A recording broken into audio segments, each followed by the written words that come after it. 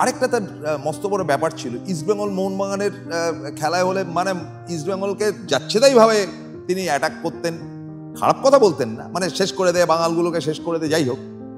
কিন্তু খেলা যে মুহূর্তে শেষ হয়ে গেল, মোহনবাগান হয়তো জিতেছে, ইস্টবেঙ্গলের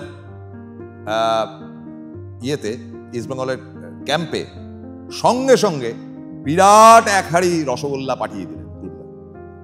ফলে এই নিতু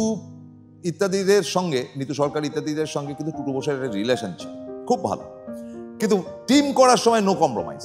তখন টুটুর মতন আর নিতুর মতন, তারা তাদের মতন টিম করছে। টুটু বোসের এমন কোনো বাড়ির অনুষ্ঠান হয়নি যাতে করে ইস্টবেঙ্গলের কর্মকর্তারা সেখানে আমন্ত্রণ পায়নি।